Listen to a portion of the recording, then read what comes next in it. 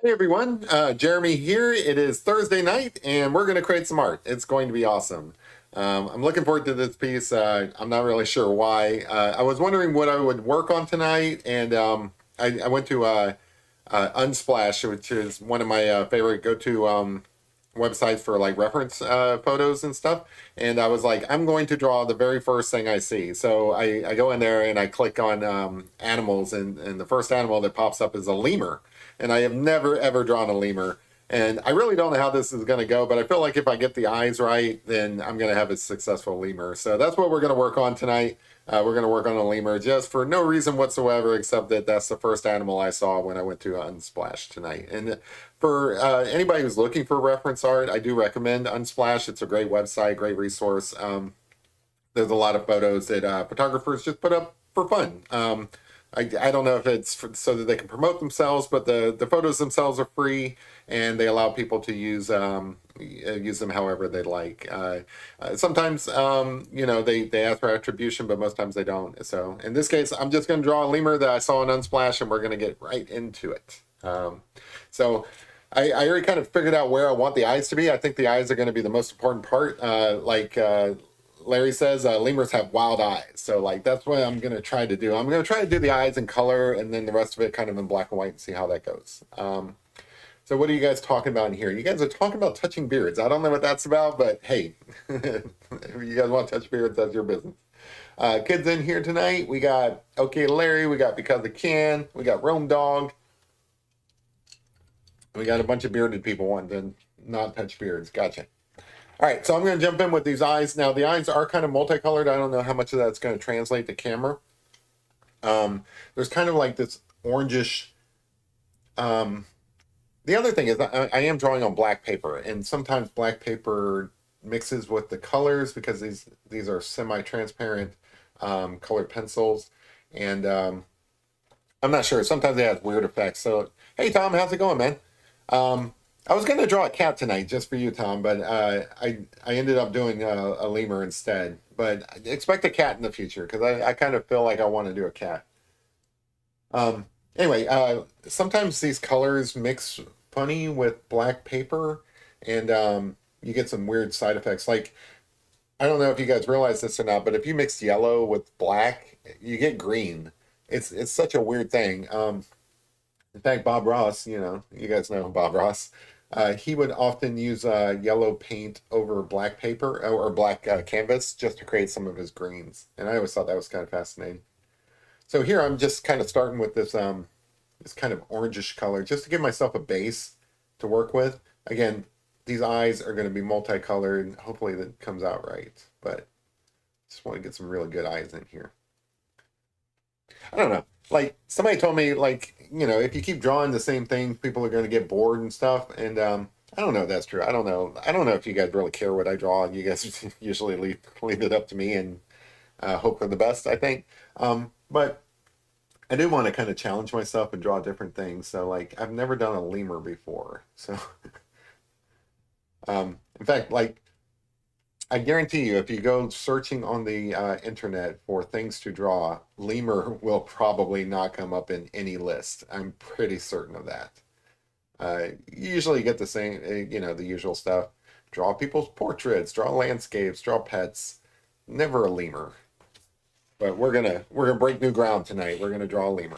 Yep, Geppetto just hanging out in the hot tub, like uh, I didn't want him in the same pose. I'm trying to break new ground here, like different poses for Geppetto, different things to draw. Just doing things a little bit different, just for fun. Anyway, so we got a nice little orange base. So I do have like two colors of yellow here because I'm not really sure which ones are gonna look nice. I'm gonna try to work with this one and then maybe this one for highlights. I'm not sure. I'm not sure how this is gonna go, to be honest, but I want to get some yellow in here. And I think if I bear down pretty hard, I'll get the kind of wild, crazy eyes that everybody wants in the lemur. Problem is, this black paper is kind of dark, so you've got. Um, I want these eyes to really stand out, but I don't know if they're going to on this black paper. We'll see. Yeah, so the only lemurs that I remember, like lemurs in movies, Madagascar, got to move it lemur. Trying to think if I've ever seen any other lemurs. I I've seen some at the zoo, I think. The zoo I usually go to is the one in Cincinnati. It's got a pretty good assortment of animals, and they've got I guess these guys are primates. I think they're in the same general. Now remember, you guys don't come on this channel to learn anything, right? So if I misspeak or something, um, I do apologize. But I do think the lemurs are in the primate genre. I don't know if genre is the right term for it. Species? No. Yeah, species maybe. General family. Man, these eyes are actually looking kind of cool. Like if I didn't do a lemur, like if I just stopped right now and didn't do a lemur and I did maybe a wolf or something, those eyes would be freaky. Those eyes like really already starting to stand out. So I don't know if I got my black in here as black as I want it to be. So I'm gonna come back with the colored pencil, just really re-emphasize those black circles because they just like stare right at you, right? And they're not like this puppy dog over here where he's kind of like staring off into the corner, wondering what the cat is up to. This lemur guy, he's staring right into your soul. But that already looks cool. I like that. You guys still talking about touching beards? What is the thing with touching beards? I feel like I'm missing something in pop culture. Like that's some new TikTok trend or something like that. People touching beards. All right, so I am going to add some highlights to these eyes, but I kind of want to like frame them a little bit first. Just kind of get get an idea of where everything is. I don't know why I'm drawing a lemur. I really did not put a lot of thought into this. I just thought it'd be cool. I just like to draw things for fun sometimes. Somebody was asking me to just today, like, well, what do you draw? And like, why do you draw? And I'm like, well, I draw mostly animals and sometimes badly drawn people, and I don't know why I do it. I just do it for fun. And I always mention the reason I started the channel, which is just to be creative and express some creativity and stuff. But really, that has nothing to do with what I draw. I just draw things that I think are fun. You know, I don't know. Sometimes I draw things because people request it, but most times I don't put a lot of thought into what I draw. I just do it because I'm like, oh, a lemur might be fun. And I can already tell that it is fun. It is fun to be drawing this lemur. I kind of want to just like when you do a digital drawing, you can save parts of it for like later. I want to kind of copy these eyes and save them for some other time. Because I can't says it's about 8 inches long. Nice one, kid. I assume you're talking about your beard. Rum Dog says, nice. I still don't get the touching beard thing, though. Neither do I. I don't get it at all, but that's okay. Um, but congrats on your 8 inch beard. um, Nobody seems to know what the beard touching is about. Rome, scroll up to the top of chat. Larry was using his uncanny sense of humor. He does have a good sense of humor. I like Larry's sense of humor. And yeah. All right, so you know, as long as you guys are consenting adults and you want to touch beards, go and touch beards. I don't care. I do love these eyes already. I feel like I mean that's all you really need to do for lemurs is just get the eyes right. So I'm gonna try to add just a little bit of highlight with this white colored pencil, but I know for a fact that I'm definitely gonna need the gel pen on this to really get some of these areas bright. I also thought about doing a stream where I'm just doing an eye, you know, just one large eye, so I can get all the details in there. I get some compliments from people, mostly you guys. Appreciate it. You guys are awesome. I get compliments from some people on the eyes I do, and it would be kind of cool to just like do a single eye, just get all the details in there. Maybe like actually like look up the names of these things and get all of the anatomy right, like the retinas and irises and stuff. I know basically some of them, but I think he had like things like corneas and I don't remember all the parts. But anyway, look up all that and actually draw like an anatomical eye. That would be cool. All right, so I'm just gonna quickly get in some of this fur through here, just so that I know where everything is. But I'm not gonna dwell on it. I'm not gonna spend a lot of time on the fur at this moment. Have you guys ever seen a lemur in real life? Hey, MJ, how's it going? Have you guys ever seen a lemur? Maybe at a zoo or something like that. If you haven't seen a lemur at a zoo, but you've seen a lemur like out in the wild or something, like I know that some of you guys are from different parts of the world, or maybe you guys travel or something on vacation. Maybe you guys went on a safari or something. That'd be kind of cool. If you guys have ever seen a lemur in the wild, let me know. Although I'm not sure how you would see one of these guys in the wild. I would think that they'd be kind of like hiding or something. Like even when I go to the zoo, it always seems like that they need to be in like a specific cage or something where they're kind of like roped in for me to see them. Hey, Tim's Adventures, how's it going? Making popcorn thing is another joke. Kid wanted a movie. You and your inside jokes. It's hard enough for me to follow the chat, much less follow your inside jokes. You ever feel like you're just living in an inside joke that other people have like at your expense and they just won't let you in on it? That's how I feel like a lot of times. I feel like I'm living in somebody else's inside joke. Like whenever I'm confused, I always think that, well, you're just confused because you're not in on the joke. Like I just assume that there's a joke involved. I'm probably right. Don't know. The other things that's cool about lemurs is they've got, I don't know, it's almost like a mask. Like they've got these really I'm telling you, this picture under different circumstances could be the best horror picture because they really do have these faces that are straight out of a horror film. They've got like the deep sunken eyes. They've got the really wild eyes. Not deep sunken eyes, but they look deep and sunken because of the markings. They've got like a not quite a raccoon mask, but sort of.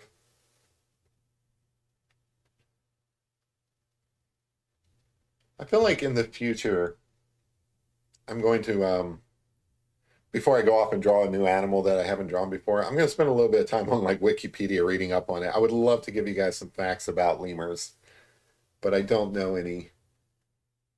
Like, I'm not even sure. Well, okay, I do know where lemurs are because I saw the movie Madagascar.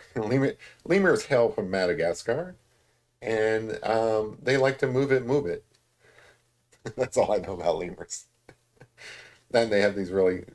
Are these the guys that like all jump off a cliff together or something? Like there's some animal where they all just like throw themselves off of a cliff together for some reason, like as a community. I don't know if that's these guys. I think so. Tim's Adventure says, met with a realtor today. My house goes on the market soon. Awesome. Congratulations. Um, I'm hoping your house is going on the market for good reasons, like you want to sell it and you're not being like, I don't know, like foreclosed on or something. I'm going to assume that that's good news and say congratulations. It's usually good news when people report things like that. Um, if you're moving, that sounds like a real adventure. Like hopefully you're moving someplace cool that you're looking forward to.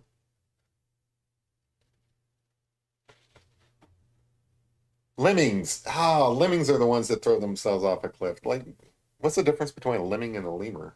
See, now if I was watching this, I would be on Google right now looking up the difference because I don't know what a lemming is. That's my next drawing. I'm going to be drawing a lemming throwing itself off of a cliff. Kind of feel like I have to now since I got that wrong. All right, so these markings kind of come off the eyes it really is kind of like a little mask. So you got these little bits of fur coming off the eyes here, and then kind of comes down. Not sure how far down. So from the eye, along with the nose, I'm pretty sure this is. I'm just going to kind of scribble this in just so I know kind of where the nose is. And same over here. So I'm trying to be careful. This is the tip. In fact, I just kind of screwed up there and corrected myself. When drawing the fur, just like a little tip, I guess, is to try to follow the contour of where the hair would be going, because you are just kind of scribbling and stuff at this point, but the scribbling and stuff translates to fur, right? At least in some sense. So I kind of want to scribble in the direction that the fur would be going, even when I'm just massing in fur here. So like this stuff kind of comes up and away from the nose, and then this stuff kind of comes down. It kind of like helps create the flow of, really flow, but more like the form of the fur.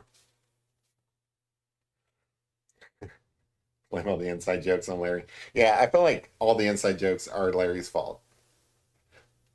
You guys have some pretty good. All of you guys have great senses of humor. Like I read the comments that you guys put on my videos sometimes. By the way, I love comments. So like anytime anybody watching this, whether it's the usual crowd or if you're new or something like that, I love comments. Um, I read every single one of them. I don't really have a lot of time to reply to all of them, but I try to like at least let you know that I received it by making a comment back. But I really love some of the comments that you guys make. They're so funny. The ones I really like, and I'm not saying that you guys should go off and do this every time, but I really like it when you like I'm drawing this I mean, you guys are gonna have me sing lemmings from now on, but anyway, I'm drawing this lemur, and you guys might come in and comment and say, "Oh, that's a pretty fox you're drawing," or something like that. I love that kind of stuff. I know it's just like kind of a dad joke or whatever, but I think that kind of stuff is funny, so I appreciate it. And they got these like little markings. These are the edges of the eye flaps, I guess.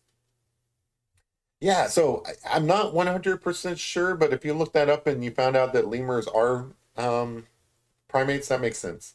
They look like little monkeys. I mean, this one's not going to have a tail. I don't have room for it in this picture because I'm trying to focus on the eyes. But yeah, they have tails and everything.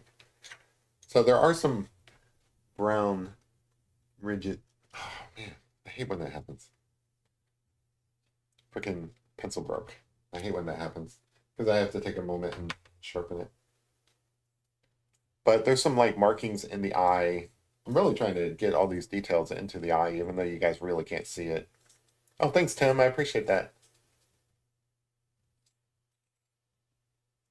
Yeah, I think the gist of a picture can probably be done in like 20 minutes. Like, and by the gist of it, I mean, whenever you're doing a drawing, like in this case, I'm jumping right into the eyes and the details in the eyes. But for the most part, you can get, I guess they call it like, all right, I'm just gonna skip using this pencil because this one's breaking on me a lot. Maybe I'll go with this. Um, you can get the gist of a gesture within like 20 minutes or so, I think, in most cases. Kind of want a little bit of some red in here, and then a little bit of veins over here. I guess these are veins. I don't know what they're really, but that kind of looks cool. All right, and then back over those. The problem is these colored pencils are reflective, so I have to like lean to the side just so I can see what the actual color is that's not being reflected off of the light above me. But I do like those eyes. All right, let's see if I can get some really bright areas.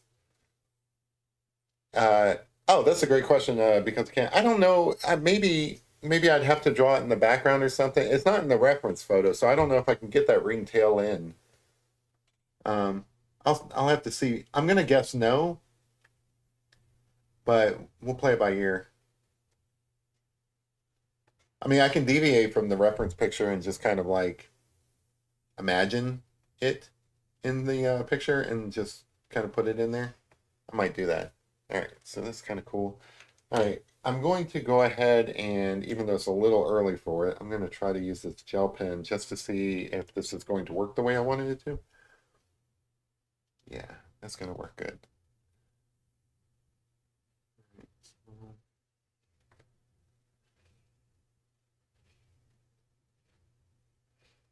Sorry, I get really quiet when I'm doing details and stuff just because I'm super hyper focused.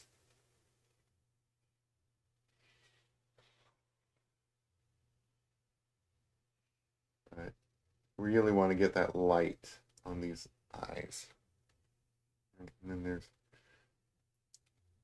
some more bits here, but these would be kind of blended out. So there we go. Neat. All right. Oh, this is a lemur, Mama Q. Basically, I went on Unsplash and I'm like, I'm going to draw the first animal that I see, and this is what popped up. So that's what we're drawing tonight. We're drawing a lemur. Lemurs, according to the movie I watched, hail from Madagascar. I don't know if they live elsewhere, but that's where they are in that movie.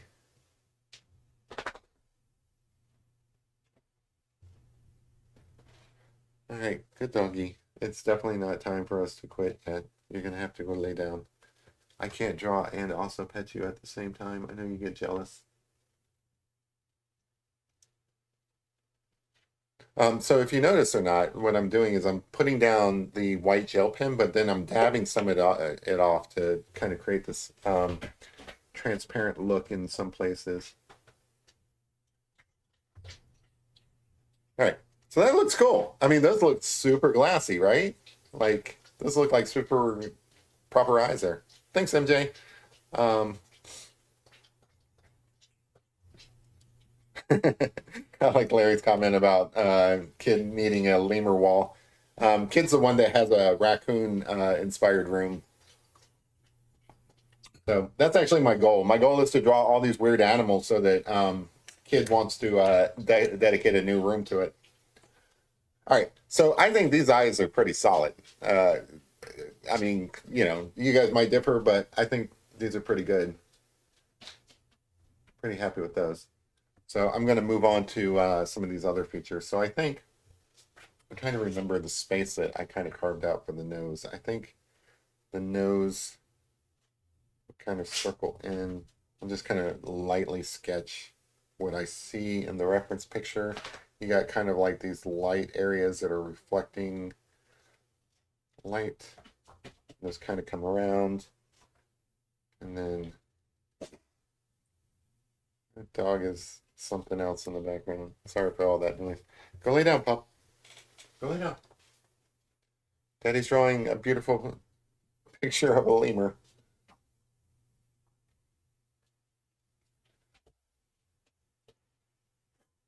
All right. I think that's good. And then I've got to. The dog's gonna be annoying, I can tell. Get some bright areas. All right, so this kind of comes down. Sorry, just planning out my picture here. Yeah, so Mama Q, I wouldn't call this educational. I don't know much about lemurs myself. I feel like I'm missing an opportunity here to actually learn more. I learn a lot by drawing the picture. Um, so I learn a lot about the different animals that I'm drawing just by observing them while I'm drawing them. But I really feel like I should look these animals up a little bit before I go live, just so that I have something to talk about while doing it. I feel like it could be an educational channel if I put forth the effort. I just don't. So basically, I'm sorry, I'm lazy, is what I'm getting at. But I will try to do better in the future because I do think that that would be kind of cool. You know, It could be educational, like maybe kids might learn or something from these art sessions, like learn about lemurs and how they're different from lemmings, which I had no idea that they were. I was thinking, well, one of these guys throw themselves off of a cliff. I had no idea it wasn't these guys. I'm happy. I don't want to see these guys throw themselves off the cliffs. I think these guys live in trees. I don't know. I'm trying to remember what I saw at the zoo. At the zoo, I think these guys lived in trees. I'm not sure. What is a kneazle? Oh, fish tacos. Mm. Ghostbusters movie. I still haven't seen that. I heard that that was kind of like on the fence. It's kind of not terrible, but not actually really, really great. Relentless Mindwork says I am not in my usual form this evening, and I have no random facts about lemurs off the top of my head. Not your usual form. As an artist who likes to draw people's forms, I'm kind of curious what your usual form is and what you are now. They're kind of a souped up coon. Yeah. Oh, the Neasels are. Yeah, I kind of want to know what a Neasel is. Sorry. I kind of got distracted there. I want to know what a Neasel is. Oh, Mama Q has a birthday coming up. Haters in the house. Hey, how's it going, man? Do I ever do drawings on the digital art pads? I have in the past. I don't do that often. In fact, I haven't in a long time. And mostly, it's not that I can't. Like, I have the application Procreate, which is a great application. Like, if anybody's interested in doing digital art, Procreate is great for like digital painting. That and also I could I have a Wacom tablet around here somewhere that I could use to paint in Photoshop if I wanted to. I just don't. I prefer like the traditional art of, I like the feel of a pencil in my hand and paper. I really like that when I'm done, I can pick this up and just carry it around with me. That kind of stuff appeals to me. It's not for everybody. I know that, digital art is probably the way of the future. Most of the kids nowadays are probably, you know, they're not spending a lot of money on art supplies. They're out there buying tablets or whatever, which is cool, if that's your thing and everything. It's not like you can't do certain stuff in digital art that you can do with traditional art. In fact, it's probably easier. It's just not for me. Like I want to suffer. I want to suffer and have difficulty creating the art. I feel like that's part of the process and part of the appeal of it. I like a good challenge. So traditional art for me. That said, I may, do digital art on this show just for fun and, educational tutorial reasons. I'd have to like brush up on it because it has been a while. But yeah, I've done a few digital pieces in the past. They were really cool. Measles are the cats in Harry Potter. Oh, okay. So is that like that one lady who can transform into a cat, or is it a different species? I feel like I need to brush up on my Harry Potter lore. It's kind of an embarrassment that I don't know these things. I love this lemur's face. All right, so I need to define what the top of the lemur is, and it's not here. This is just his brow. So I need a second ridge of fur up here. Then I'll try to make this a little bit wider after a while, but for right now, I'll just kind of leave it a little bit, just kind of like a second layer of fur. And then for the most part through here, it's a little bit lighter, but not quite black. So it's not like a ring or anything like that.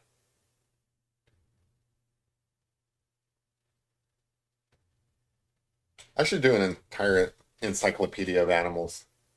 I wonder how long that would take if I drew all the animals out there. Or like, I don't know, there's 365 days in a year, so if I did one animal per day, that's 365 animals. Maybe I can squeeze in two. That'd be like 600 animals. How many animals are there out there? Probably a lot more than that. Maybe I could do like all the primates. Different species are badass. You should paint one. Okay, I am going to make a note because you guys seem to be really into these measles. Let me write this down. I will look that up and I will do that in the future. Measles. Okay, I will look into measles and you can probably expect me to draw one soon. Oh, a little bit tipsy tonight. Nice. Speaking my language. What you drinking tonight? I don't drink as much as I let on, but I do enjoy a good cocktail. Or usually I just drink my bourbon straight. It's not really a cocktail, but Jeremy, the coolest pictures I've seen them do are when they have a picture of a house and then zoom in on the windows. Oh, okay, so that's fairly new. That is a specific app, and I forget the name of it, but I know exactly what you're talking about. It's so cool where you can draw a picture within a picture. So what he's talking about, what Tim's talking about, is there's this app that kind of like lets you endlessly create pictures where say you zoomed in on this lemur's eye, and that eye might be another lemur or some completely different animal or house or something of that nature. That's awesome. You can't do that with traditional art, and that kind of sucks. So like, yeah, I love that kind of stuff. I don't have that app. My I think my iPad's a little bit too old to run that app. I haven't like upgraded in a while. Um, but I love that. That would be cool to draw. That would be neat. What makeup does a lemur wear? I feel like there's a punchline coming here. What makeup does a lemur wear, Mama Q? I think I'll have the ear kind of come out to here. Yeah, but Tim, that is cool. Like an Inception movie, exactly. Like an Inception. In the Zen space watching Jay draw. I like it. Yeah, that is my primary goal on this channel is just, you know, for me, it's about practicing drawing and just the act of being creative, which to me is so important. So that's what I get out of this channel. For you guys, it's so important for me to for it to be a relaxing space where you guys can unwind and chill. Um, you should never see any kind of conflict. The only conflict you guys should see on my channel is me yelling at my dogs because they're annoying. Short of that, it should be a very chill experience for you guys. That's my goal. That's the brand I'm shooting for. I want you guys to relax and enjoy yourself. Um, you know, there are some other things that I like from the aspect of creating art that, I share with you guys and stuff, but it's one of those things where like if you guys get some out of it, that's cool. If not, that's cool too. But some of the other things that I found is interesting from drawing art is how,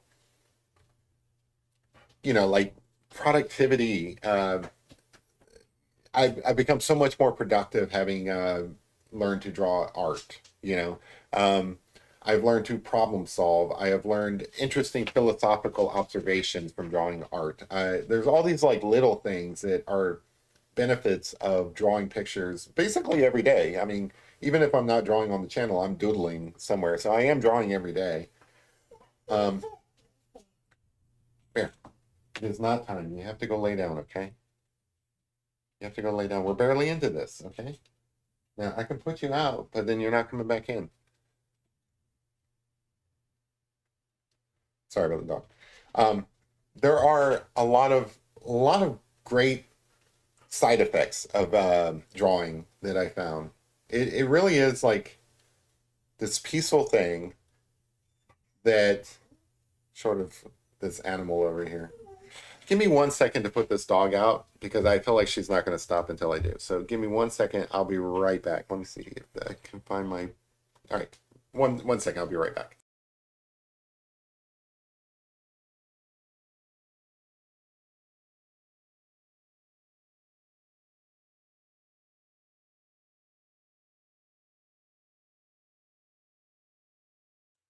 There you go. All right, sorry about that. I'm back. All right. So short of my animals driving me crazy, this should be like a nice, relaxing show where everybody's just, peaceful and zen. she probably has to use the bathroom. That's why I put her out. Um, and she's not using the bathroom in the hallway there. By the way, there's somebody else who can put the dog out. But anyway, yeah. So like just the act of drawing these animals and stuff like that, it's caused me to look at the world in a different way. Like I honestly um, see the world differently than before I started drawing. Like I'm more observant. I am constantly looking at things and appreciating them more because I'm wondering how would I draw that, you know? I don't do it as often as I'd like to on the show, but just like figure drawing. I've talked about that before, where whenever I'm at the pub, in a non-creepy way, I'm looking at the other patrons of the pub. I'm not like, just like being the weirdo watching everybody. Um, but I am watching other people. And I'm wondering like, oh man, that dude has got like a very interesting face. How would I draw his face? I guess that is kind of creepy in a way, but not. I don't mean it to be creepy. It's just how I see the world now. And when I'm driving around or something and I see like trees and flowers and stuff like that, I think like, well, how would I how would I do that in colored pencils, or how would I do that in pastel, or how would I do that in watercolor painting? And I'm not really sure what the answer is on some of these things. Like, I'm not sure how I would do some of the trees and stuff like that I see out there in paint, uh, or even drawing really. Like, I'm not sure how I would translate that, but that's how I see the world. Like whenever I'm going, yeah, Bear does want that lemur. Oh, you're going in on the gym tonight. Oh, congratulations. Anyway, Mama Q dropping the joke. Yeah, Mama Q's good at the dad jokes. I guess we'd have to call them mama jokes. Mama Q jokes. Mama, uh, I'm trying to think of something with the Q. Yeah, just mom jokes. Just Mama Q jokes. Those are fun. I can't think of anything funny there. But yeah, I do just kind of see the world differently having committed to drawing, and that's really all it takes. You don't even have to be great drawer, great artist, great good at sketching, any of that stuff. You just have to want to do it. So I really truly believe that you don't have to have a lot of skill to pick up drawing. You just have to start being observant and noticing things in the world around you. So like I'm drawing this like ear fur on this lemur, and I'm looking at the reference picture and I'm trying to translate what I see in the reference picture to the paper.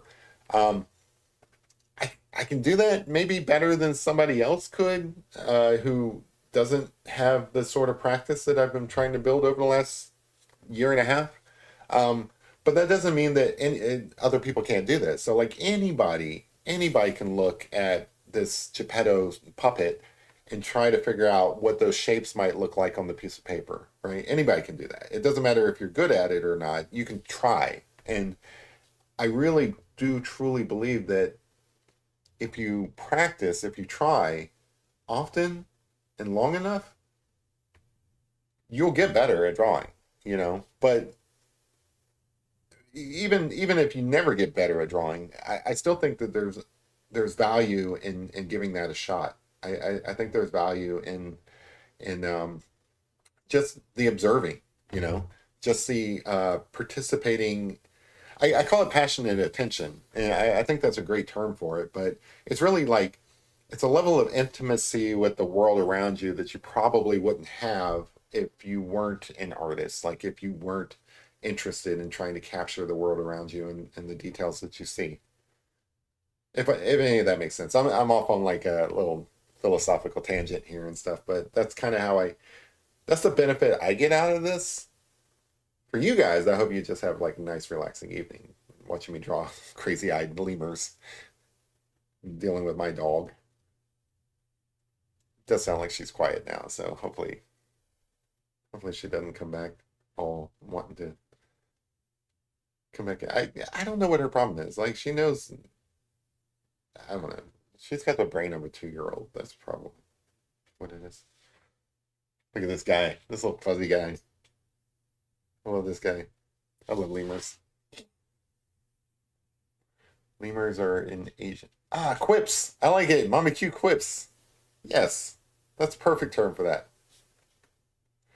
Lemurs are in Asia. What does a lion call a lemur? Hater says, Jeremy, you perceive things in a unique way. It's not eerie, but rather you view the world through the lens of an artist. Thank you. Yeah, that's kind of what I'm saying, and I would extend that to say that anybody can, and that's kind of like what I guess that's the argument I'm making is that anybody can do the same, and that there's also not just can anybody do the same, whether they are great at art or not. I think that there's a lot of value in giving that a shot, whether you do anything artistic with it or not. I think that there's great value in just looking at the world around you like that. And we don't, like most of us. And I know this because I used to be the same way, and I still am sometimes, but I try not to be. That's the whole discipline of it, is where you try to move beyond being this way. But a lot of us, we walk through life. We move about in the world, and we're not observant of the things around us.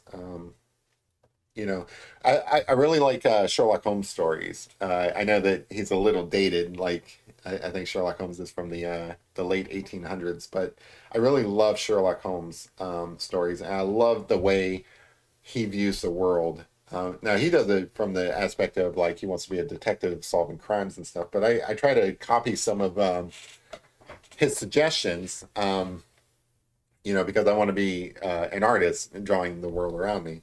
And like I'm misquoting it, I'm sure, but there in one of his stories he talks about, um, he's talking to Watson, who might as well be like dumb as a box of hammers.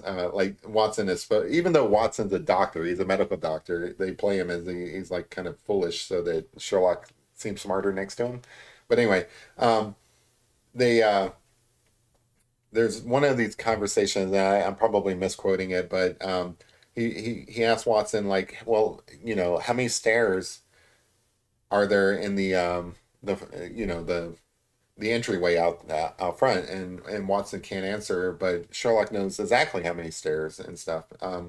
And we take flights of stairs all the time, all of us do, but we don't sit there and count every single step. Like we never feel like we have a reason to know how many steps we walked up. And I don't know, unless you're doing like some sort of fitness thing or whatever. But most of us don't really care how many steps we walked up at the office that we go to every day, right? Like, many of us go to the same office every day for work or whatever, and we go up flights of stairs and wouldn't be able to tell you how many steps there are on that flight of stairs, to save our life.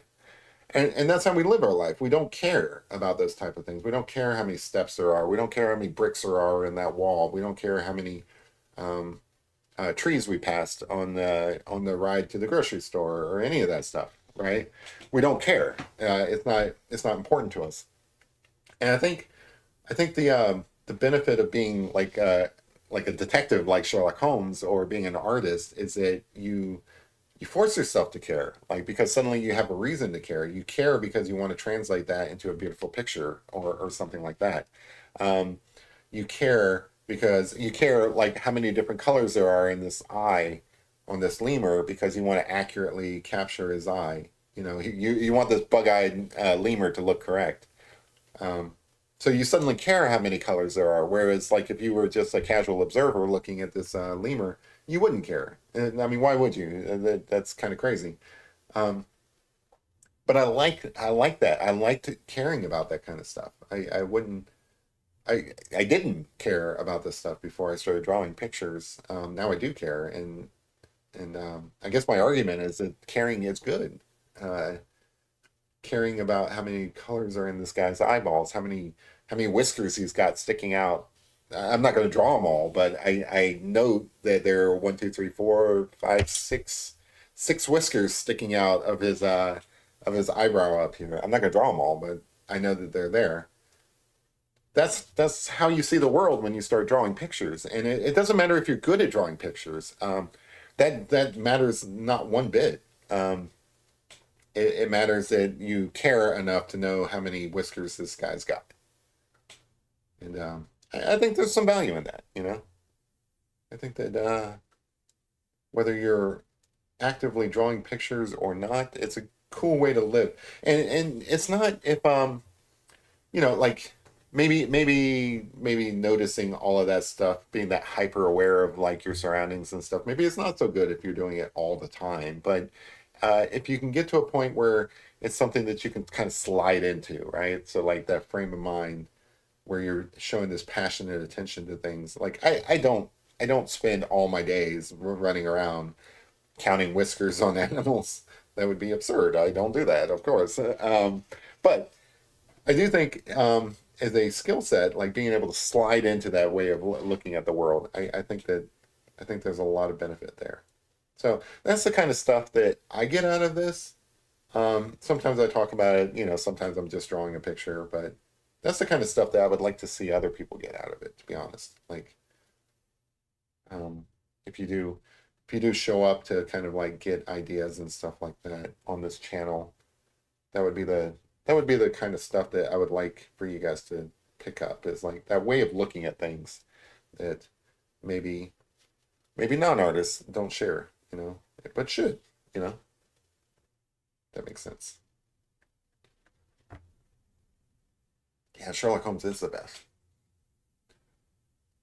Lost both of viewers in 2020. Can't tell you how many times I want to. Yeah, I missed what you guys were talking about there. Sorry. Sometimes I go off on like a little tangent and lose track of what I'm talking about. But so got the basics of the fur in here, and I'm gonna go ahead and quickly kind of like rush through this bit that's coming off from his face just to get it in here, and then I'm gonna like highlight some of it. Now I can hear the dog out there whining like, "Oh, I want to go back in the room." Oh, I'll probably take a break here in a moment and go back out and get her, just because I know that she's devastated whenever she's not around me. She is the type of dog, you know, everybody has one, um, that every time you walk out the door, she thinks you're never coming back. Like she thinks it's the end of the world and you're never coming back. Which, you know, one day might be true, but chances are when I go to the grocery store just to pick up a pizza or something, when I come, I'm probably coming back. But she doesn't believe it. She gets devastated. I love that dog. That dog is so good.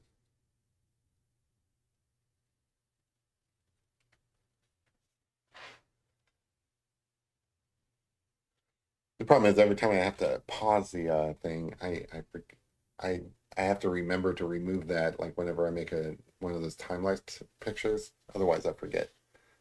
All right, so this should be about the same distance over here on this side. So I think bring that out about here. Let's look at this guy. He's got such crazy eyes. That's funny. Lemurs predominantly exhibit matriarchal social structures. Interesting, with females holding the dominant role within their society. In short, lemurs are feminists. Cool. That makes sense. I don't know if this one I'm drawing is female or not. I don't know the differences. Like, this guy might be, well, I keep calling him a guy, so I guess in my mind, this is a male lemur, but I really don't know. I wouldn't know the difference. I'm not checking.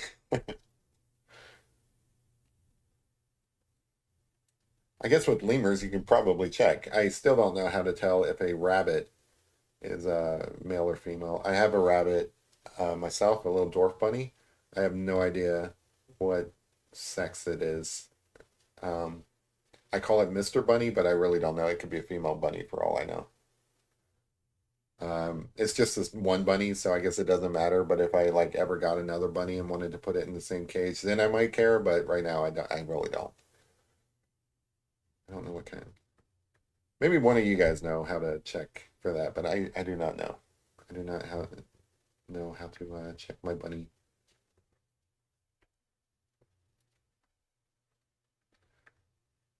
I feel like some of you guys probably live on farms or are farm type people. I've always grown up adjacent to farms. Um, Not necessarily living on a farm. Like I've got some cousins that live on farms. Like one of them in particular, he raises pigs. So like he definitely has spent more time on farms than I have. I have worked on farms. I've worked shoveling pig pens and cow pens and things like that. I've always tried to have like a very um, interesting combination of like work experience. So I spent some time on a farm doing menial like tasks, and none of them are super menial because like you are taking care of animals and stuff, and they rely on you to live. But it was an interesting experience. But I've always lived around farms. I've always lived in rural-ish areas. Like I still live like within city limits and stuff like that. I mean, I'm not I'm not a savage, but there are farms everywhere around here. Mostly horse farms. But you own a hobby farm. Awesome. Yeah, if you guys can give me 1 second, I'm gonna go get my dog. Give me 1 second. I'll be right back. Okay.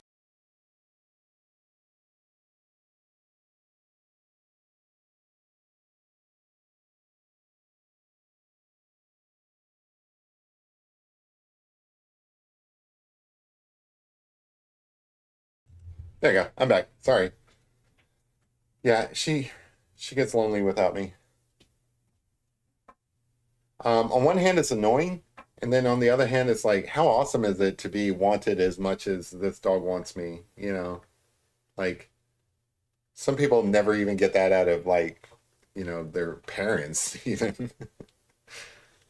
I love that she adores me, and I don't ever want to like, you know, not acknowledge that she adores me. Oh, now the cat's whining. Now the cat's upset that the cat's not in here. If it was quieter in other areas of the house, I would just leave the door open and let them come and go. But it's always noisy in this house. You guys might be able to hear that cat. It's funny. You have a ranch. You grew up on a chicken farm. Oh, neat. Baling hay. That was my summer task. Yeah. I had a buddy whose grandfather owned a farm, and every summer he would have us come out and bale hay. Oh man, that's so terrible, especially for somebody like me who has hay fever. But I'd be out there every summer trying to get that $4 and a quarter an hour. That's how bad it was. But man, it's so much work too. It's such hard work. Those things weigh like what? I want to say like 50 pounds, maybe more.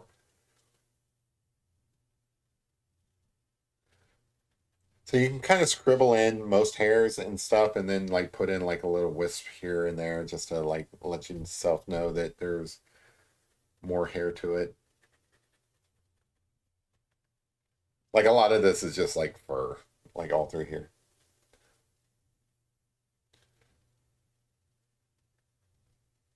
And this ridge here this ridge of white gets really kind of close to the eye. So I don't mind really kind of, yeah, that looks okay. And then it is kind of interesting, like how over time these areas that were light kind of just start getting some definition to them. And then it's important to kind of like leave leave some like really bright and then some not so much bright. That's how you kind of get this kind of illusion of depth to the hair. And then when you get into like areas that are mostly dark, just kind of put in some speckles or something like that. So like little tiny speckles through here to make it look like there's like little stubby hairs.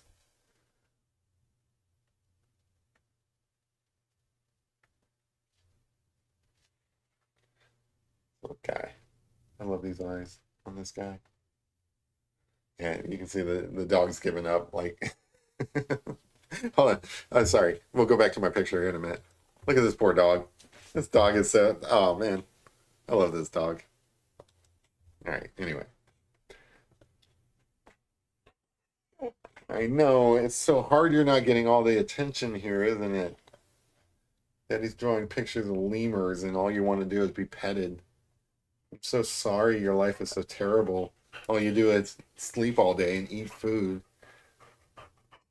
Humans would love to be able to do that. Just sleep all day and eat food. How awesome would that be if that was like if that was your life? 11 to 20 chickens is a good six or funny. I'm a she and we go camping with the grands on spring break. That's cool. Thanks, Steve. MJ says, Jeremy, exceptional. Thanks. I appreciate that. I'm not sure what's exceptional, but I appreciate it.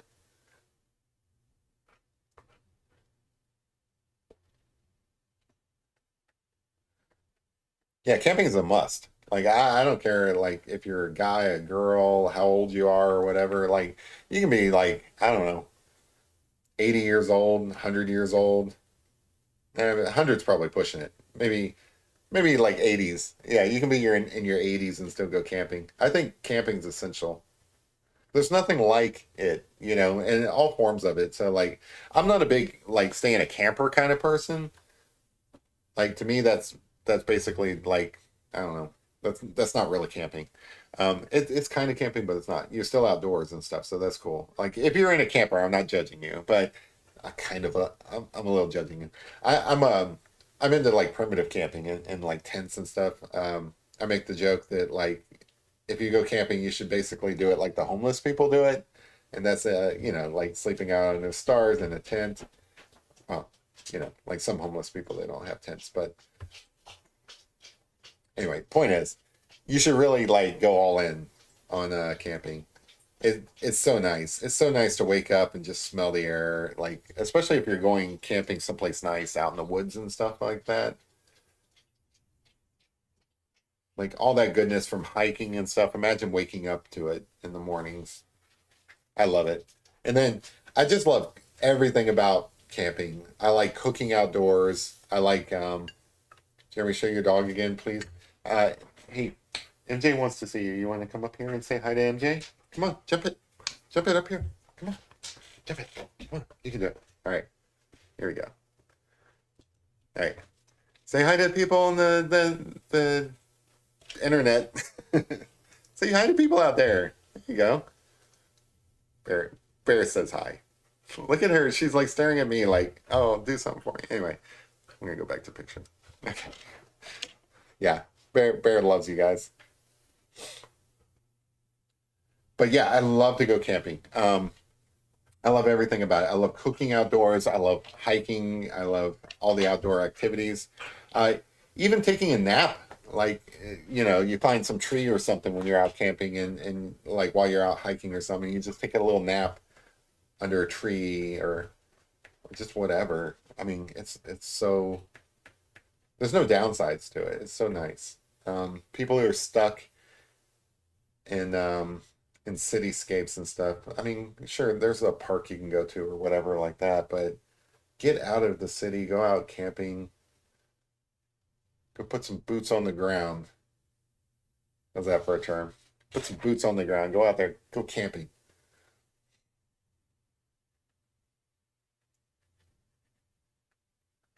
Especially if you're not 90 years old. I mean, I get it. If you're like 90 years old, maybe you should be going camping. Like, if you're 90 years old, you should be taking care of yourself, you know?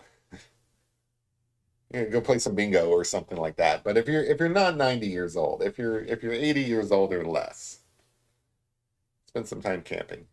Spend some time outdoors.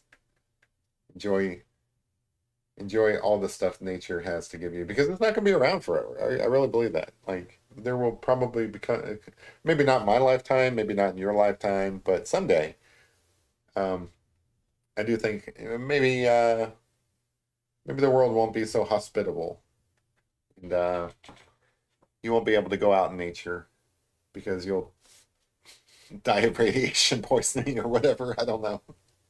You'll like your blood vessels or something will boil or I don't know what the world's going to be like in like 100 years or something like that. But I don't plan to be around to see it. But you know, maybe people's kids might still be around or whatever.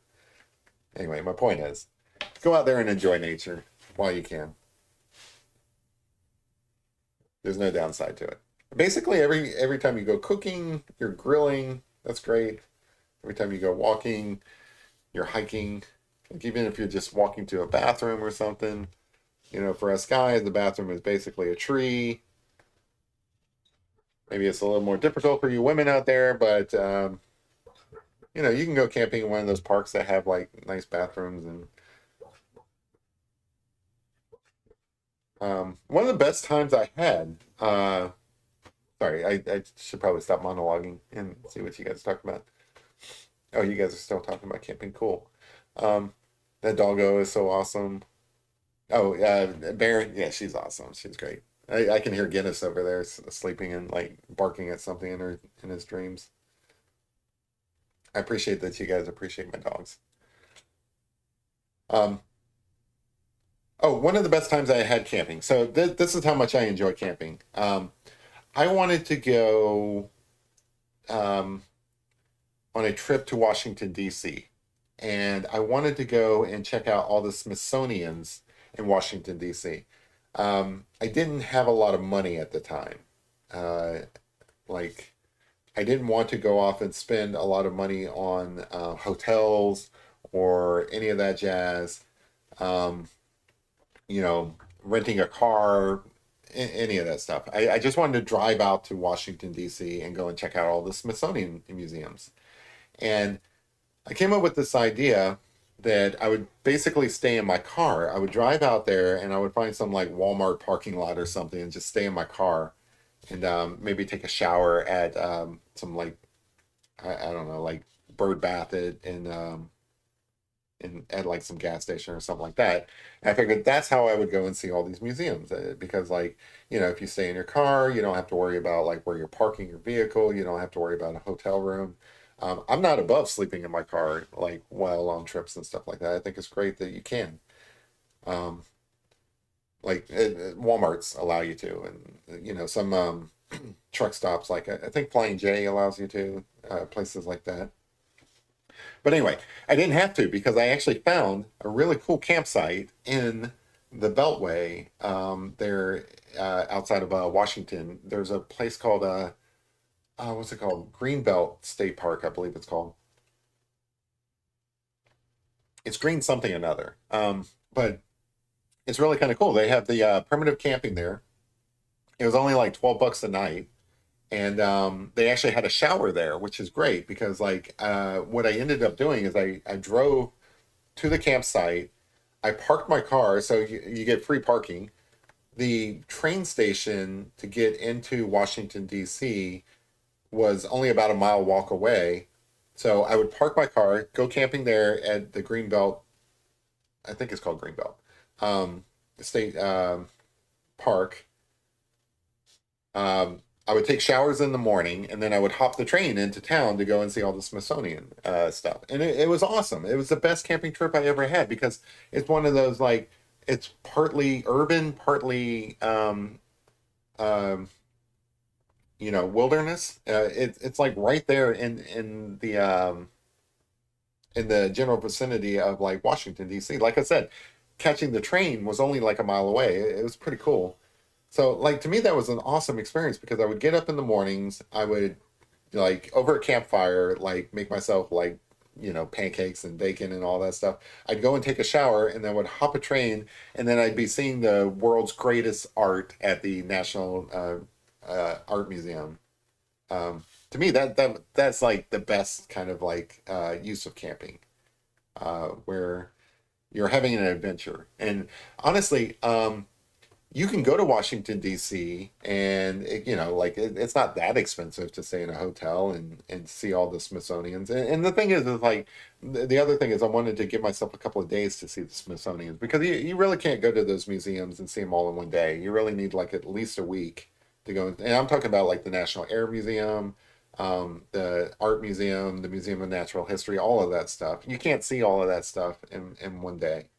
Um, so I'm like, I'm just gonna make a camping trip out of it, and it was the best. It was awesome. I love that experience. I would do that experience again. I would do that experience like tomorrow if I could. But yeah, it was only like $12 a night or something for the campground. It might be a little bit more expensive nowadays, but it's probably still under 20. And compare that to like a hotel room, um, finding some place to park your car, transportation, all that stuff. Just go camping and hop a train and go urban hiking and stuff through the nation's museums. It's awesome. It's so much fun. Anyway, I had a great experience. If you guys are interested in something like that and you want more details, just shoot me an email or something. I'm happy to talk about it. But imagine having like you know pancakes and bacon over like a campfire in the morning, and then you're looking at Leonardo da Vinci in the afternoon. That's the kind of awesome experience it was. I love that kind of stuff. And then like I don't know, I just love primitive camping in general. So like I love taking road trips. Some of the best road trips I've taken was looking for that treasure chest. They was out in the Rocky Mountains. I did that basically 5 years in a row, at least four. I don't remember. Let's see, I started in 2015 and then it wrapped up in 2020. So yeah, about 5 years. Um, and that was always fun because like I'd go I'd go basically on this road trip every year. I didn't want to fly. I could have flown, and I have a little bit of money.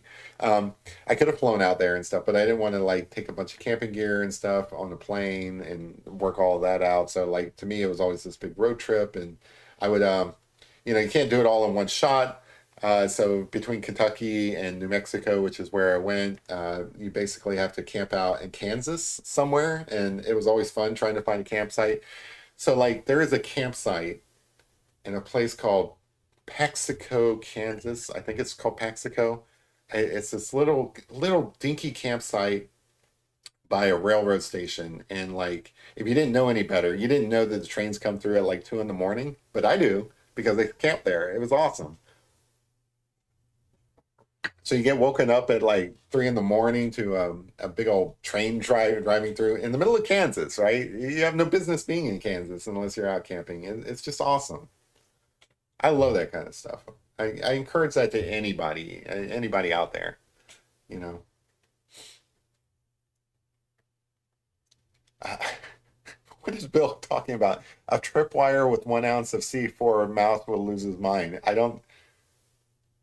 No trunk monkey. I got a church mouse in my trunk instead. I guess Bill is hunting a mouse with C4. Oh, please don't blow yourself up, man. Anyway, such weird conversations on here. But yeah, I love camping. I really do. Oh, the backcountry at Yellowstone National Park. That's so great. I was a New Mexico searcher. So like I I went camping in the backcountry of a place called Colin Neblet Wildlife Management Area. It's a beautiful spot, just out in the middle of nowhere. Beautiful mountains. I wouldn't trade that for anything. That's some of the best experiences I had in life, and really like I wouldn't have done it otherwise. That's why I love that particular experience. It was such a great thing. Like I wish it was still around so I could recommend it to people, but of course it's over now. But you can still go camping. You can still go out and explore life that way. Hater says during my last camping trip in Wales. Oh, that would be so awesome to go camping in Wales. I experienced an unusual allergic reaction after being bitten by gnats and midges. I don't know what midges are, but perhaps some mosquitoes as well. So I do have an experience with mosquitoes that is odd to me. So like I went camping in the Rocky Mountains, and I was up at an elevation of about 10,200 feet, and for some reason there was mosquitoes like everywhere, and they they were so aggressive, these mosquitoes, that I was wearing a pretty thick hoodie, like a sweatshirt, and they were biting through my hoodie, getting at me. I don't understand how a mosquito was able to get through my sweatshirt, but it was so weird. Um, if you were in the sunlight, they wouldn't bother you. But as soon as you step into like even the least bit of shadow, like you step into the shade of a tree or something like that, those mosquitoes were all on you.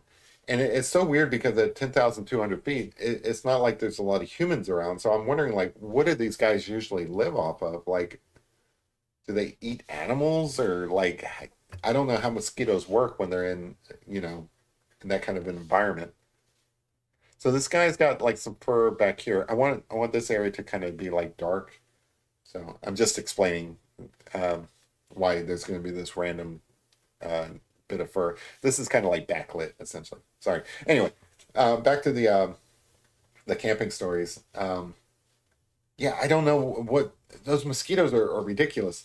And then the other these aren't mosquitoes, but one of the things I remember about living in Cuba when my dad was stationed there, when I was a little kid, is that this was back in the late '80s, I think. It was sometime during the '80s, and I was just a little bitty kid at the time. Um, but I remember they had these things called sandflies, and they're basically mosquitoes, but they're really super crazy, aggressive. These sandflies. And in Cuba, there really is no weather. It hardly ever rained. It's basically like Arizona, if you guys are familiar with that area. Super dry. It's basically, I remember it being Arizona essentially, but they uh, they had these outdoor drive-in theaters. So like not drive-in, but outdoor sit-in theaters. Like they actually had the seats that you would sit in like a normal theater, but they were all outdoors. It was like a big outdoor amphitheater that they would have these movies playing. And I remember being a little kid and we would go to watch these movies and just get eaten up by these sandflies. And they called these sandflies teeth. And the legend is, I call it a legend because I don't really know. I was just a kid. Like if you smashed one and you looked at it in like a microscope, it would look like a tooth, but I think they just called it teeth because it would bite you. But they called these sandflies teeth, and the teeth would just basically eat you up while you're watching a movie.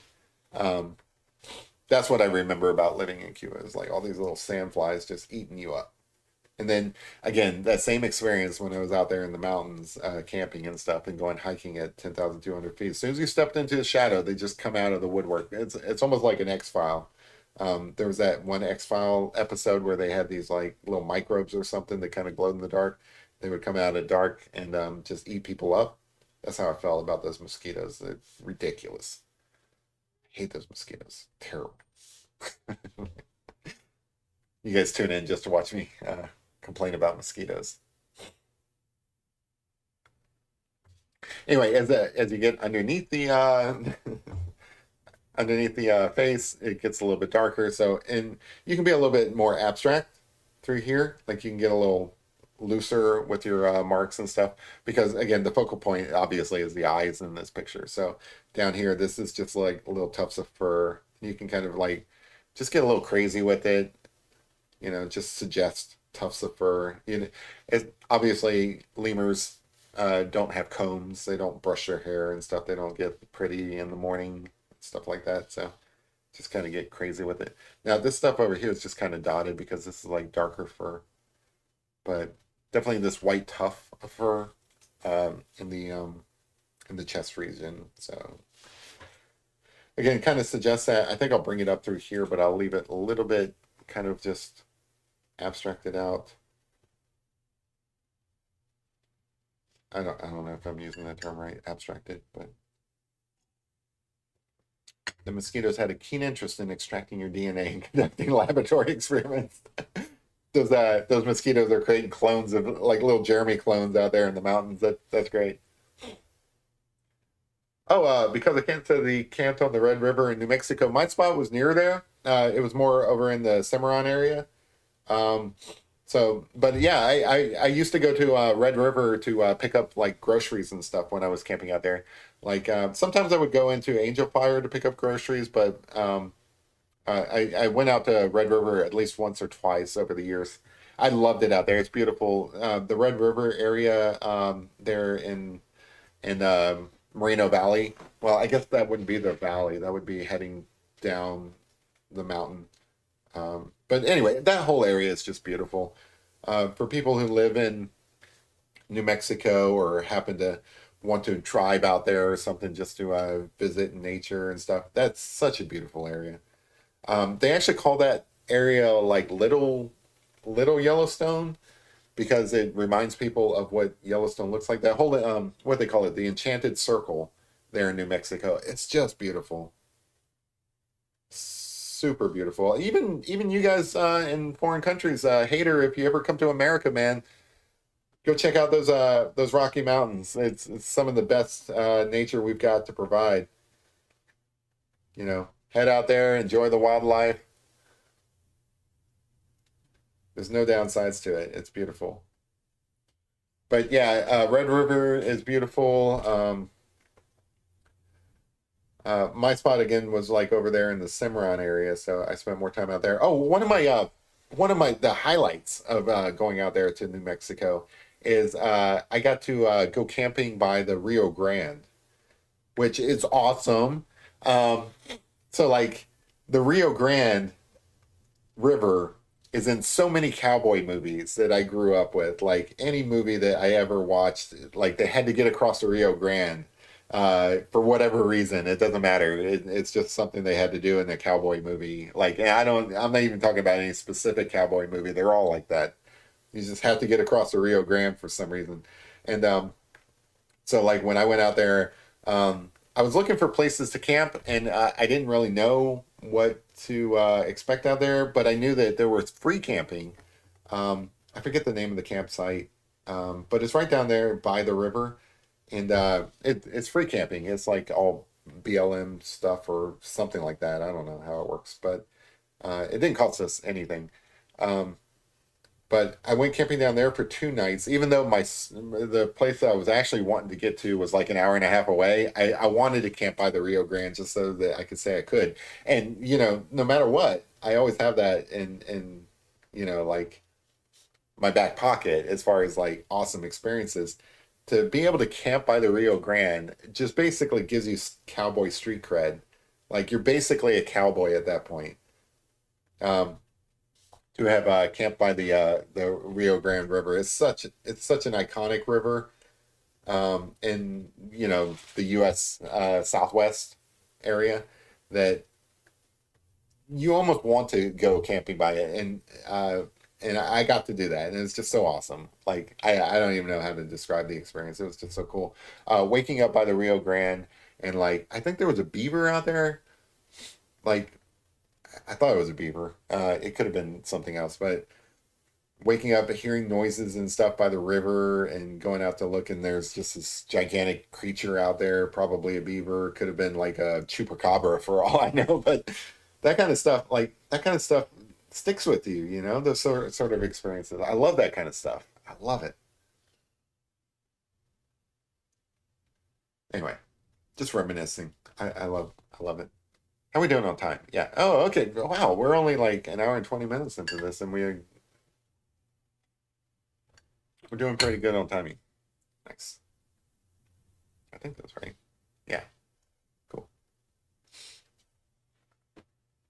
Yeah. So, no, I get excited when I'm talking and I end up spitting on my picture. Sorry about that. That's not good, Jeremy. Don't be spitting on your beautiful works of art. They will never put them in galleries. Actually, they might actually put it in galleries if you spit on it. Like the art world is weird. The more you spit on your picture, the more they probably like, oh, that's awesome art. You put your soul into it. No, I was just drinking my bourbon and got talking and accidentally spit on my picture. Has anyone in this chat ever visited Area 51? The internet is full of numerous conspiracy theories surrounding it. I don't think he's in here right now, but there's a guy named Treasure Warriors who actually went to Area 51 with his buddy looking for UFOs. And not just Area 51, but some of those other places, like Roswell, New Mexico, and things like that. He's really into like UFOs, and I don't know where he is tonight, but sometimes he pops in here. He's got some great stories to tell about how him and his buddy were visiting Area 51, and they kind of stopped him and like the government vehicles and stuff, and was like wondering like what he was up to and everything like that. Um, I wish I had taken the opportunity to go looking at Roswell when I was out there, but I didn't get a chance to.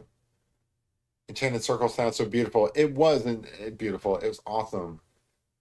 I hung out at the Toltec area. Oh, it's cool. And I need to get back to New Mexico. I love Taos. Taos is beautiful. Just that whole area is just awesome. Because I can says, Jeremy, I'll send you, or Jerry, I'll send you a couple of pictures while in New Mexico. Meant to say Jeremy. Yeah, that'd be great. Yeah, and I'll share some with you. I think I have some posted on the internet somewhere. I'll try to find those. But yeah, so like just from the touristy aspect, I went to Taos, Pueblo. I went to the Rio Grande Gorge.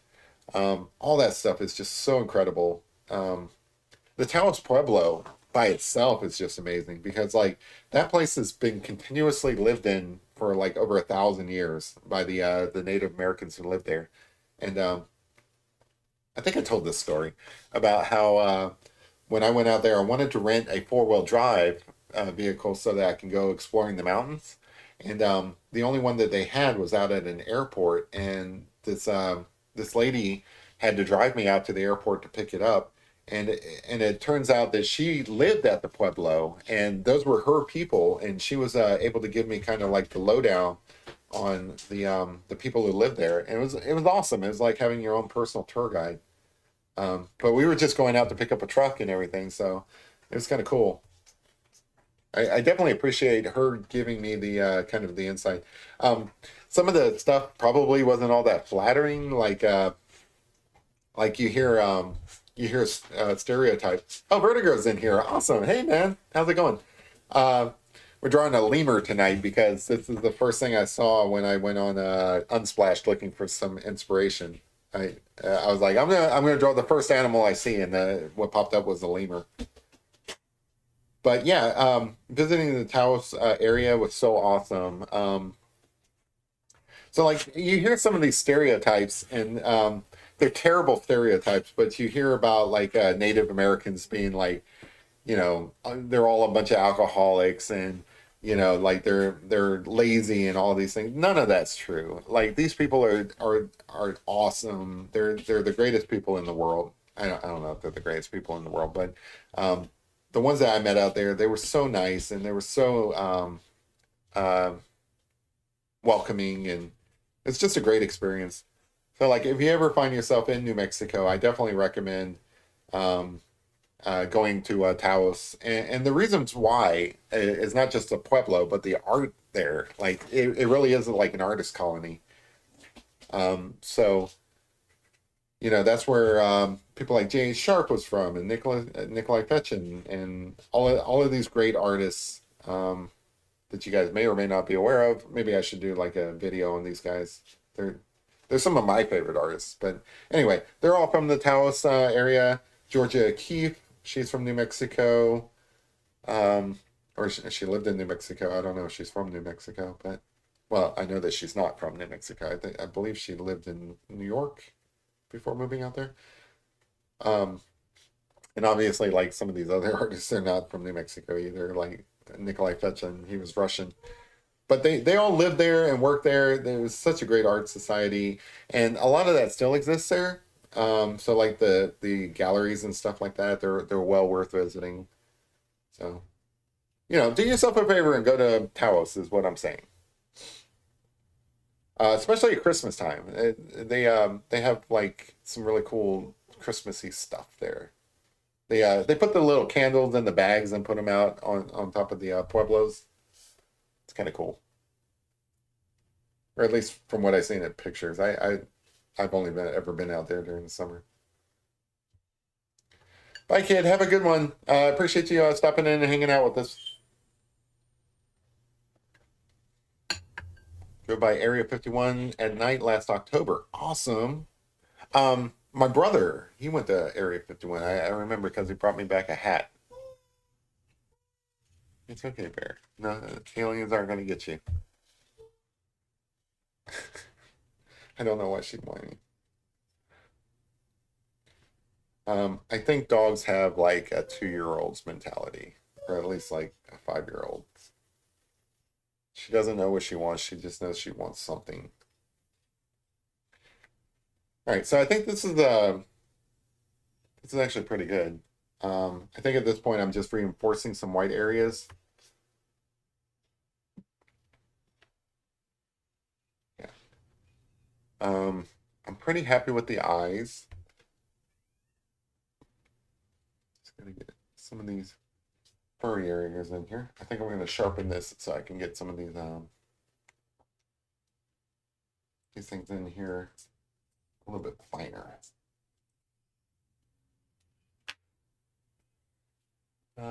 Yeah, I think I will switch to the gel pen just to get some of this stuff kind of mapped in. So I use the gel pen whenever I want something to be super bright.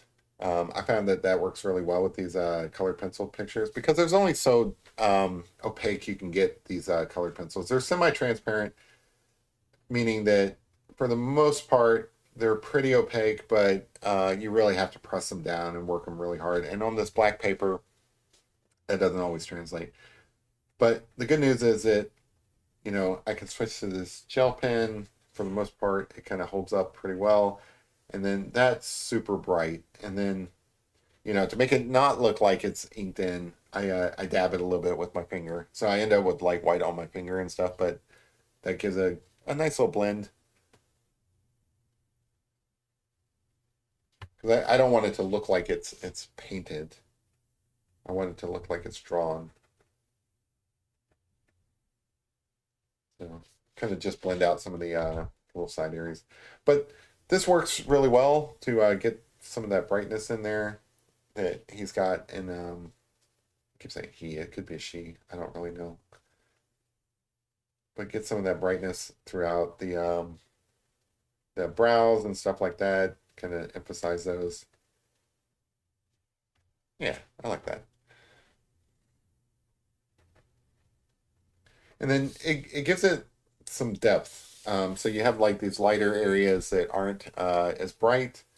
When you come in and add this bright area, it kind of creates a third layer to it. So you have the black area and then the lighter grayish area that should be white. It's just not because of the nature of the colored pencil.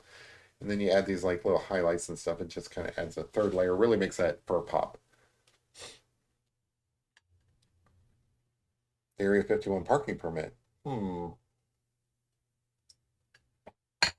Methinks that's probably something that's not official. Like I think I had an Area 51 employee badge at one point that obviously was not official. It's just something I picked up as like some novelty thing. The interesting thing about Area 51 is even though I haven't been to Area 51, um, I was staying at the oh shit, what hotel was that? I think it was the Delano in Las Vegas, which is a nice hotel by the way. Like if you guys ever go out to Vegas and you're looking for a hotel, the Delano is very nice. It was either the Delano or the Mirage. I don't remember which one. I think it was yeah. I was staying at the Delano. Sorry, I had to remember what trip I was on. But anyway, it was facing the airport there, and what's interesting about that is the government employees who work at Area 51. They live in Vegas or at least travel to Area 51 from Vegas, and those flights take off from the Vegas airport, and you can watch them if you're like if your hotel has access to a view of the airport. And the reason why you know that they're government people is that they meet that stereotype. Like they're basically men in black, and they get on the unmarked airplanes and things like that. You know that they're heading out to Area 51, and it's really interesting to see because like Area 51 is not really supposed to be active or anything like that, but it is. You can watch these people board the planes there in Vegas. So even though I haven't been to Area 51, I think I've actually seen people who work at Area 51 in that way. The Delano, by the way, is a great hotel. I love that hotel. I would definitely stay there again. I was there for a conference, and I haven't stayed at like a lot of hotels in Vegas. Um, Most of the conferences that I've gone to were at the MGM Grand, and the company I was working for, or the organization I was working for, basically made you stay at the place that the convention was being held at. So most of the hotels I stayed at in Vegas, because I always went to the same convention every year, was the MGM Grand. But that's not a bad part. Like MGM Grand, it's seen better days. It's not the best hotel, but I'll tell you what I liked about the MGM Grand is they had one of the old horse racing machines. What is it called? The Sigma Derby or something like that. That is awesome. That is a dying thing that's not going to be around much longer. But I got to see that and uh, place bets and stuff using quarters, which is not a thing in Vegas anymore. It's pretty cool. Hater says, I have no interest in UFOs. What? Everybody has interest in UFOs. You should have interest in UFOs because when the UFOs come, they're going to have interest in you. But since my ex-girlfriend was wait, but since my ex-girlfriend was an unidentified flying object, I can't help but wonder about the secrets hidden within Area 51. Your ex-girlfriend was a UFO. I'm probably misreading that, or there's probably a typo there. But that's pretty interesting. Yeah, I don't know about stories about UFOs and stuff like that, like the veracity of them, but they're great stories. Like I love hearing stories about them. Same with like any sort of like like I don't know. I enjoy like ghost stories. I don't know if I believe in ghosts. I enjoy stories about Bigfoot. I don't know if I believe in Bigfoot. Um, Mothman's a big thing around here and to me and everything like that. Like I've been out to Point Pleasant to see Mothman, the Mothman Museum. All of that stuff is fascinating to me. I don't know if I believe it, but it still makes for great stories.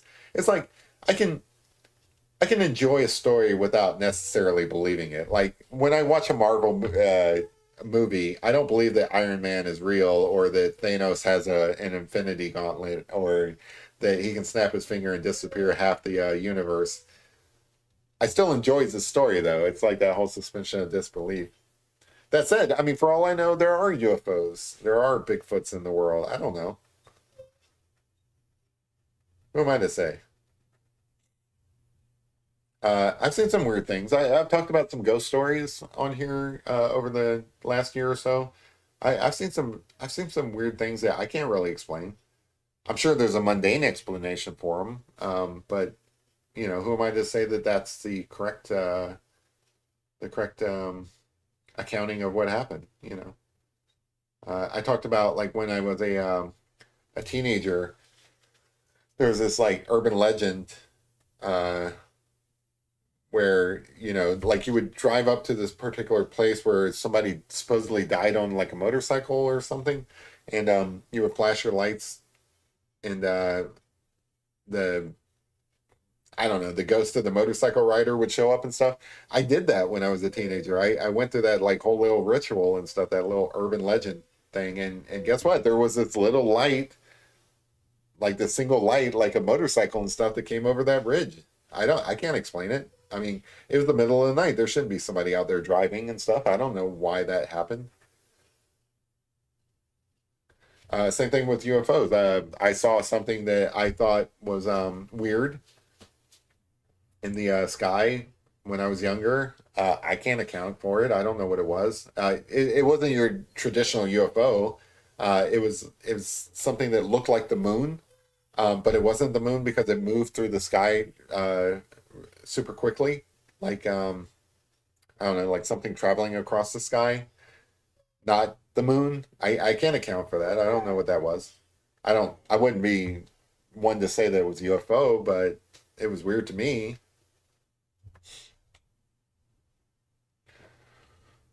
Um, Tim's Adventure says, I've been near there at Bechtel for radiation training a long time ago. I don't know where that is. MJ says, Bill, okay, I believe you. MJ says, Bill, I heard the ground's wired for Area 51. Probably. I mean, like, whether there's UFOs or not, that Area 51 is a top secret facility. So, like, whatever they're doing there, it's cool stuff, you know.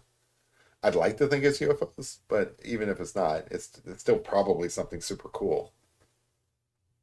I don't know what they're doing, but whatever they're doing, it's very interesting, I'm sure.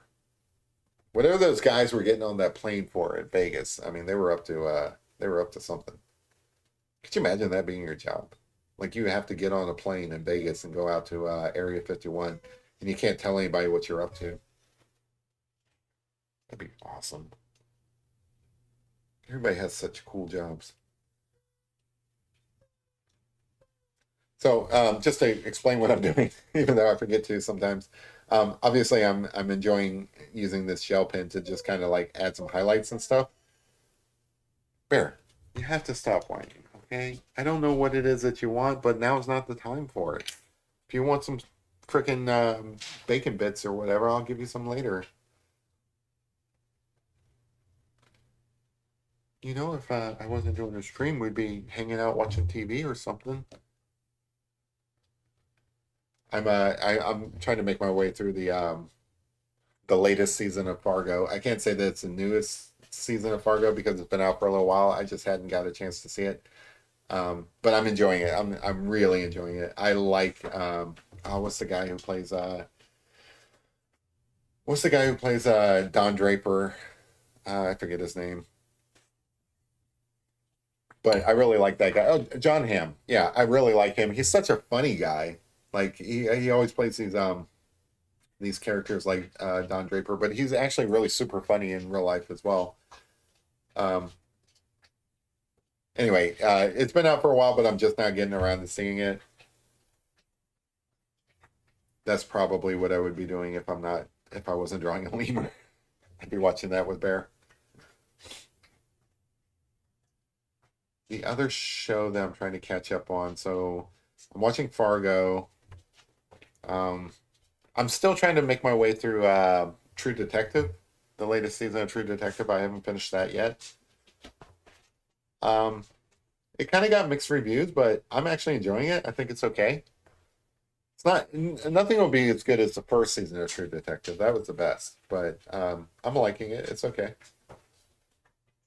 And then of course I still got to finish watching Invincible. I think that the animated show. Not everybody's into that now, but Invincible I think is wrapped up for. They had their season finale and stuff, so I have to catch up on that.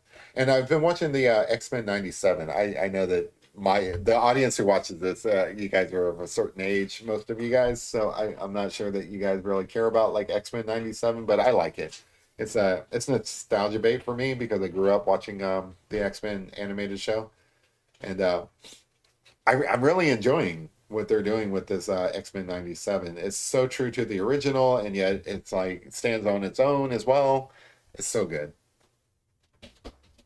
If you're into comics at all, you probably have been at least cued into the X-Men '97 thing, and it's really worth the hype.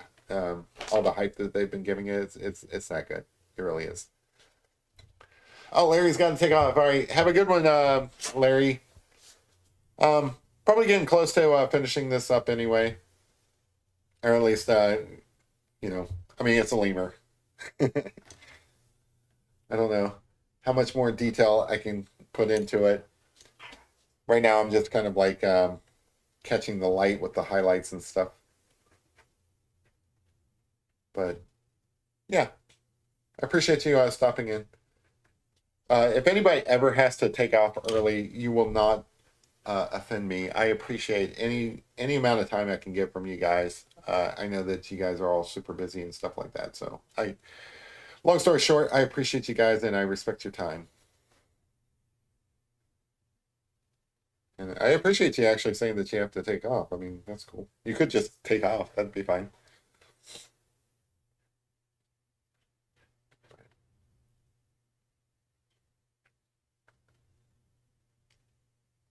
It being Thursday, I am kind of curious if anybody has any plans for the weekend.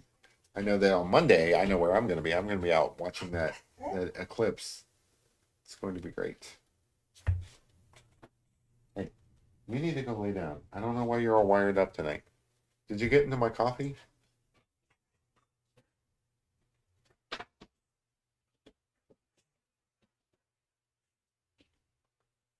You guys need to accept when ignoring you that I'm not interested. This guy's so cool. I do like these highlights I'm putting in. Puppy is part piranha. Huh. Leonard the Lemur. That's so hard to say for me for some reason. Probably because I've been drinking the bourbon. Leonard the Lemur. I can't do that. I can't do that like Fred. Like when I gave that dog the name of Fred. That just rolls off the tongue. I don't know if Leonard does.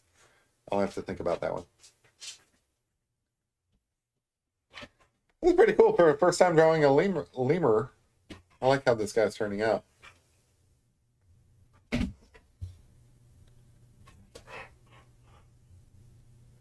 I should probably do more ink pictures because like I'm using this gel pen kind of like how I would use ink to kind of like ink a illustration. Freaking psycho dog. Look at this. You can see the dog behind me just going nuts for no reason whatsoever. Sorry about the noise. Hopefully that's not too terrible for you guys.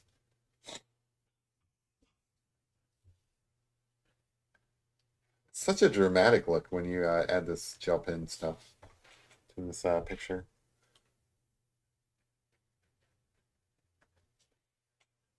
Yeah, this guy looks so cool.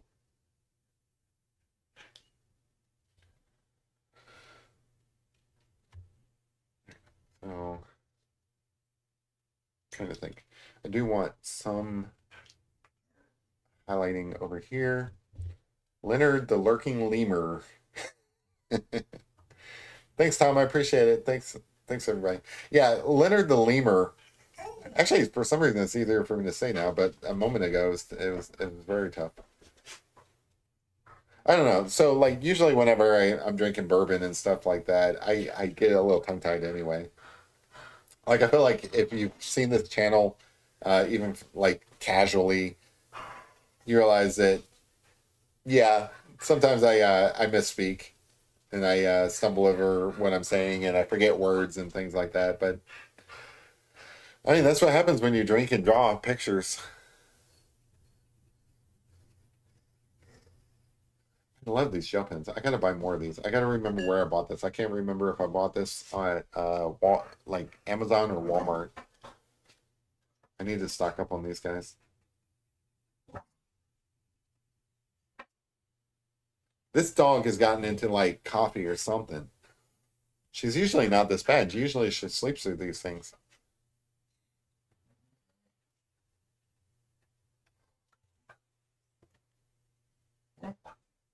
Yeah, so these gel pens really like just highlight these things.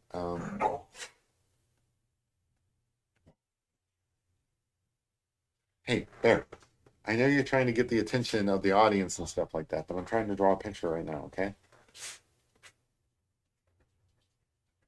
She wants your attention, that's what it is. Yeah, I love this eye. He looks like Leonard looks like he's seen some things. He He basically is looking at the camera like, wow, I did not expect you to be there at all. I just love the look on his face, really. Seriously.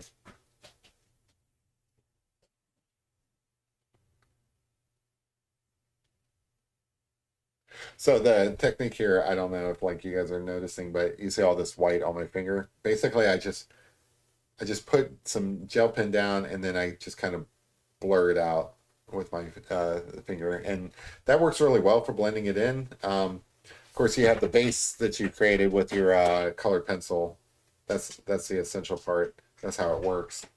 And then you just kind of add to it, kind of come over it with like, you can kind of scribble this. I should do one of my scribble pictures with this gel pen. Just kind of blur out the edges.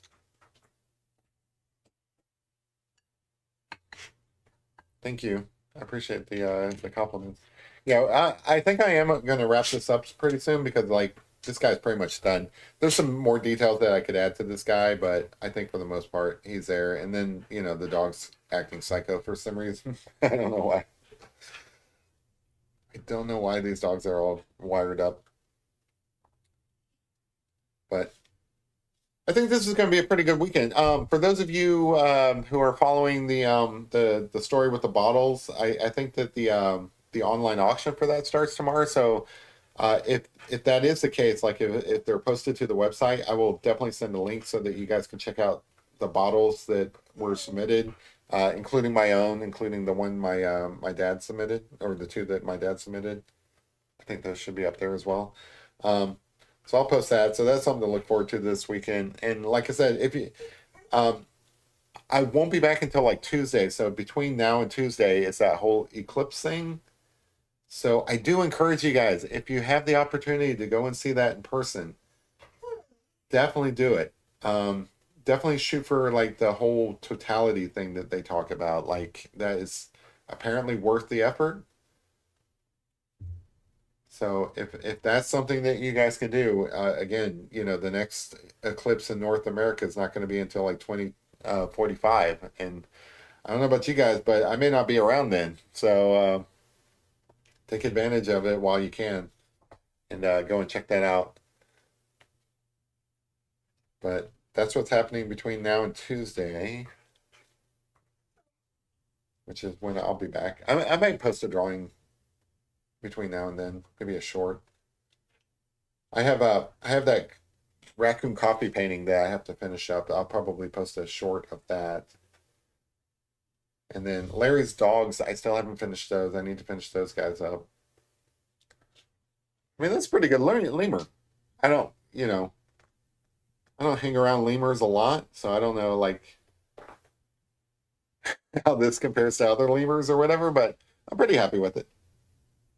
Again, it's fun to draw things that I haven't drawn before, just to it goes back to that whole thing that I was talking about earlier about like having the desire and the interest in like passionate attention to things, like observing these things.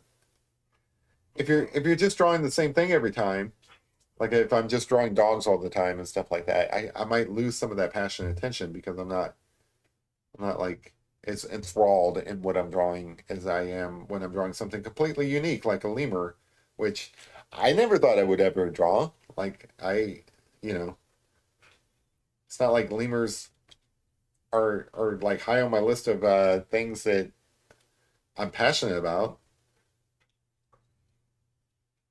But this little guy, I enjoy drawing him. I think this was fun. I think he's got a he's got that look to him. Like he's just like so in your face. Oh, there was talk about like the striped tail. I don't know if that's gonna work. I would probably put it up here, but I don't think it really fits for this more portrait picture.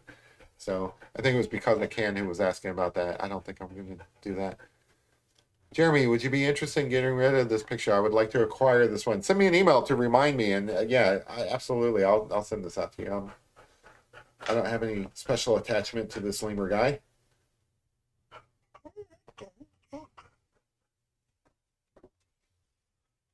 Of course, now that I know that, like, I'm sending this out, I need to pay more attention to it and get this guy finished up. He's got these brows, right? So, like, I feel like those really need to be just. I always feel like I'm going to break my pencil lead pressuring it so hard, but.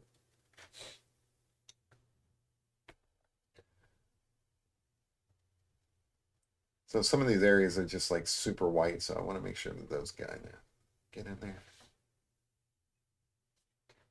And then he did have like some little whiskers kind of coming off. Just kind of pencil those in. I know that you guys can't really see that on camera and stuff, but those make a difference. Kind of blend out some of this. So you make these marks with the gel pen, but they do look like they're made with the gel pen. So I like to come back with the colored pencil and just kind of go over them one more time, just to kind of blend all that in so that it doesn't look like you pinned in those areas, if that makes sense. So it's a combination of the gel pen and the colored pencil that really make it work. But these eyes up here, I feel like I can make these like a lot lighter. Really want these to stand out. Maybe I can add a little bit of white to those to kind of lighten those up.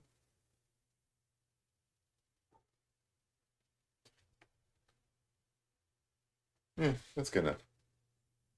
Yeah, all right. So I think I think oh, have a good one, MJ. I am wrapping this up, so I'll go ahead and call it. Um, I appreciate you guys sticking with me as long as you guys did. So yeah, so we got a lemur here, big old bug-eyed lemur. I'm pretty happy with it. I think it looks like the reference picture. Pretty happy with how it turned out. Again, I've never drawn a lemur in my life, so from that aspect, this was a lot of fun. I appreciate you guys hanging out with me. Um, uh, yeah, so like again, I feel like with a few changes, this guy could have been like in a horror movie or something like that. This lemur could have been like a wolf or something, just like staring at you, or any number of other creatures. But I love the look of these lemurs with the big eyes and all that stuff. So anyway, I appreciate you guys hanging out with me. I'm gonna go ahead and hop off because my psycho dogs are going nuts. Again, if you guys get a chance to go out to the eclipse on Monday, I highly recommend it because when you're going to get the opportunity. There are these those Maker Marks bottles that are supposed to go up for auction tomorrow. I'll probably link to that if I remember to. If they actually do go up tomorrow, which I'm not sure. But yeah, that's it for me. Otherwise, you guys have a great weekend. I may pop up with another drawing between here and there, but otherwise, I'll see you guys on Tuesday. Have a good one, and I appreciate all the compliments in the chat. A rabid lemur, yeah, Bill. He does look like a rabid lemur. I love those eyes. Anyway, that's it for me. You guys have a good one. Barry needs to go out. Look at that little psycho dog. Look at that. She's nuts. She's totally insane. Barry. Look at that little psycho dog. Anyway, have a good one. I'll see you guys on Tuesday. Have a good one. Bye.